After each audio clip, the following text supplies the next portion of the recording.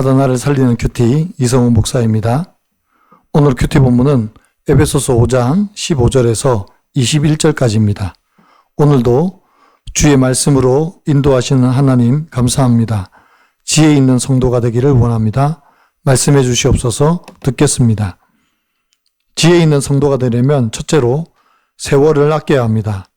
15절입니다. 그런 성도이가 어떻게 행할지를 자세히 주의하여 지혜 없는 자같이 하지 말고 오직 지혜 있는 자같이 하여 라고 합니다.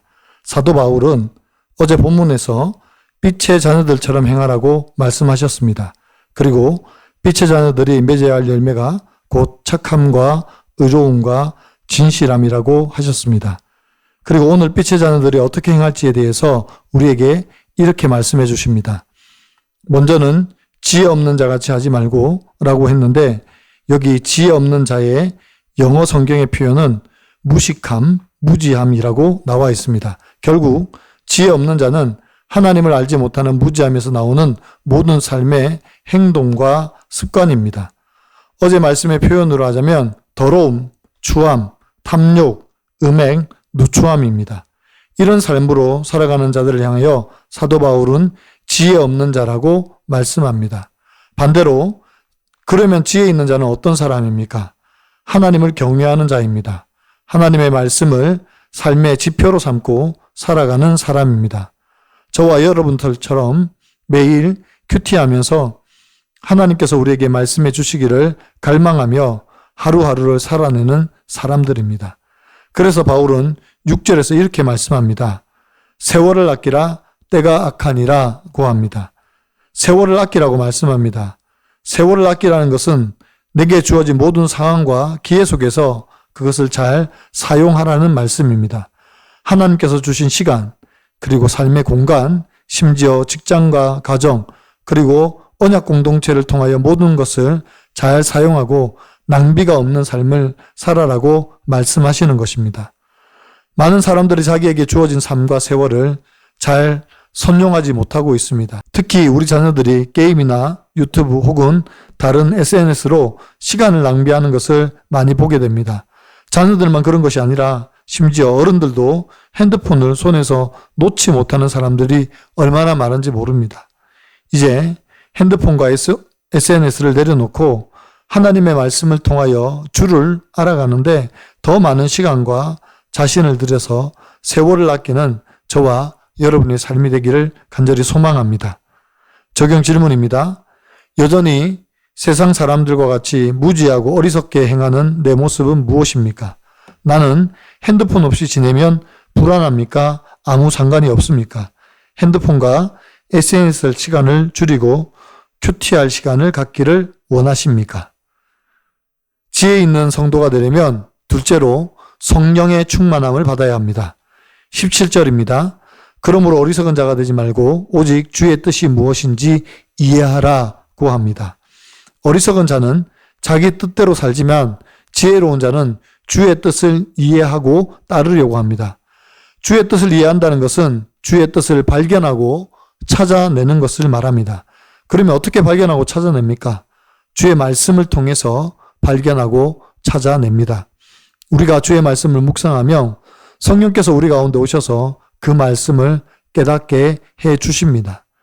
그래서 술 취하지 말라. 이는 방탕한 것이니 오직 성령의 충만함을 받으라고 말씀하십니다. 사도 바울은 세상의 권력과 힘에 취해서 행하지 말고 세상의 즐거움에 취해서 자신을 방탕과 방임에 내버려 두지 말으라고 말씀합니다. 이것이 곧 술 취하는 것입니다. 술에 취하면 어떻게 됩니까? 자기를 잃어버립니다. 결국 중독에 빠져서 자신을 망가뜨립니다. 그러나 성령의 충만함을 받으면 어떻게 됩니까? 자신의 의지와 뜻을 내려놓고 말씀 앞에 순종하게 됩니다. 오히려 그리스도로 말미암아 빚어진 자아가 더 명확하고 더 뚜렷하게 형성이 되어 선을 행하게 됩니다. 그래서 19절과 20절 말씀과 같이 행하게 됩니다. 시와 찬송과 신령한 노래들로 서로 화답하며 너희의 마음으로 주께 노래하며 찬송하며 범사에 주 예수 그리스도의 이름으로 항상 아버지 하나님께 감사하며 라고 합니다. 성령의 충만함을 받은 사람은 더 열정적으로 하나님을 예배하고 이웃을 사랑하며 자신에게 주신 은혜와 사랑으로 하나님 아버지께 늘 감사합니다. 뿐만 아니라 21절에서 그리스도를 경외함으로 피차 복종하라고 합니다.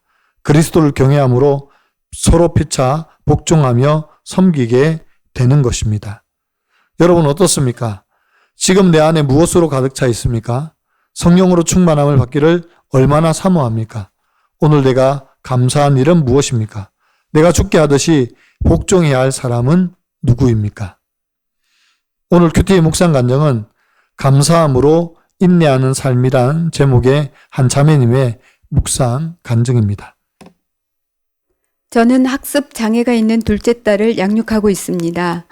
매일 성령 충만하지 않으면 걱정에 취해 어리석은 엄마로 살게 됩니다. 둘째는 한글을 깨치지 못한 채 초등학교에 들어갔는데 자신과 달리 한글을 아는 친구들을 보며 매우 놀라워했습니다. 그러면서 자신은 글자를 아무리 봐도 차이를 모르겠다며 등교를 거부하고 분노를 터뜨렸습니다. 저는 그런 아이를 어르고 달리며 양육하는 게 너무 힘들었습니다. 둘째는 글자 자체에 거부감이 있었지만 제가 책을 읽어주는 것을 매우 좋아했습니다. 그래서 저는 동화책과 큐티책을 읽어주며 아이와 함께 많은 시간을 보냈습니다. 특히 아이는 게임과 SNS 동영상을 좋아한다는 샛별 큐티인 친구들의 나눔에 위로를 받기도 하고 다른 친구들의 간증을 궁금해하기도 했습니다. 저는 그런 아이를 보며 영적으로 성장하고 있는 것 같아 기뻤습니다. 그러면서 자녀를 양육하기 힘들다고 불평한 저의 제가 깨달아져 회개하고 아이와 함께하는 일상을 허락하신 하나님께 감사하게 되었습니다. 이렇게 저는 그리스도를 경외함으로 아이를 있는 모습 그대로 받아주고 사랑하는 법을 배워가고 있습니다. 둘째는 초등학교 2학년 2학기 때 뒤늦게 한글을 읽혔습니다. 지금은 4학년이 되어 큐티하고 기도하는 딸의 모습이 그 어떤 상장보다 제게 귀하고 감사합니다. 학교 담임 선생님은 둘째가 자기보다 더 느린 발달 장애 친구를 가장 많이 도와준다고 칭찬하기도 하셨습니다. 영혼 구원을 위해 주의 뜻이 무엇인지 이해하여 지혜 있는 자같이 세월을 아끼며 살기를 기도합니다. 저의 적용은 둘째와 일주일에 3번 이상 어린이 큐티인으로 큐티하겠습니다. 학습이 부진한 둘째를 위해 기도하며 하루에 10분 이상 공부를 도와주겠습니다. 입니다.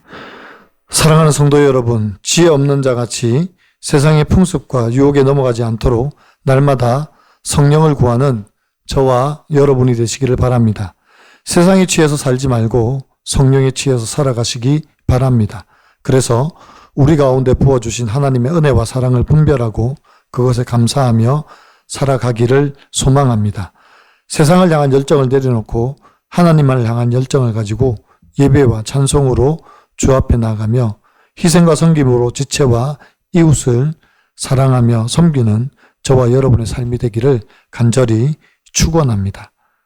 기도드립니다. 사랑하는 주님, 우리를 빛의 자녀로 부르심을 감사합니다. 그래서 빛의 자녀들처럼 행할 수 있도록 도와주시옵소서. 지혜 없는 자같이 세월을 낭비하지 않게 하시고 하나님이 우리 가운데 허락하신 시간과 환경을 믿음을 잘 선용하여 하나님의 나라를 세워가는 데 쓰임받는 저희들이 되게 하여 주시옵소서. 주님, 우리가 기도할 때 주의 성령을 부어 주시옵소서. 구하는 자에게 성령을 주시지 않겠느냐고 말씀하신 것처럼 성령으로 우리를 충만하게 하여 주옵소서. 그래서 세상에 취해서 살아가는 것이 아니라 성령에 취해서 의와 거룩함과 진실함을 나타내며 살아가는 저희들 되게 하여 주옵소서.